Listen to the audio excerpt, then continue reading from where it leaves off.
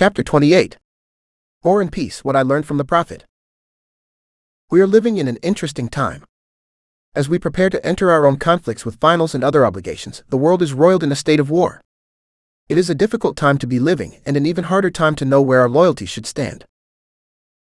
As a Middle Eastern Studies and Arabic major, I've found that the war with Iraq has been an interesting time for me personally.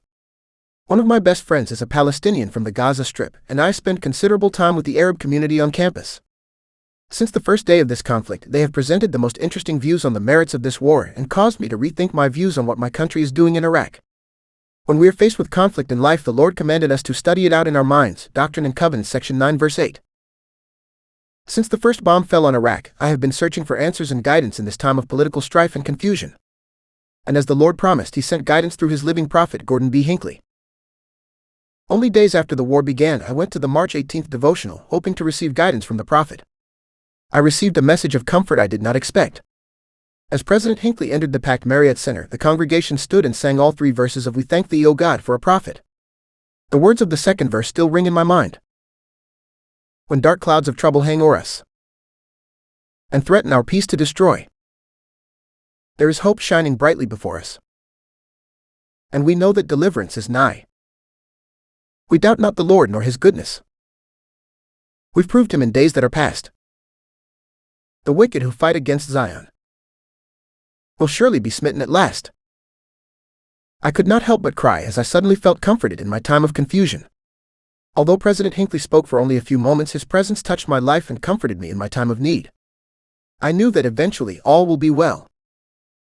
In his short message at that devotional, President Hinckley admonished us to pray for those involved in the conflict. He also admonished us to pray that God will protect our troops while they are far from their homes.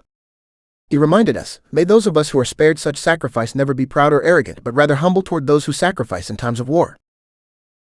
I am humbled by the many prayers I have heard for our troops, for they are making a great sacrifice to preserve our peace and prosperity. At the same time, let us also pray for the people of Iraq who are suffering the most from this conflict. Pray that there may be order in their cities and that they may be released from the fear that has gripped their lives for many years. Pray for those who have lost their family members on both sides of this conflict. And overall, pray that Iraqis may establish their own peaceful and free government. They deserve the blessings God has in store for all His children on this earth. Remember, the worth of souls is great in the sight of God. Doctrine and Covenants, section 18, verse 10. In these times with dark clouds of trouble, I know that the Lord has sent His prophet here on the earth to guide us in these latter days. I know that Heavenly Father lives and that He sent His Son to die for us on this earth. The gospel provides comfort and guidance in times of strife and confusion. Wars will rage and storms will thunder in our lives, but no matter how much we suffer in this life, all these things shall give thee experience and shall be for thy good. Doctrine and Covenants, section 122, verse 7. I am thankful for a living prophet.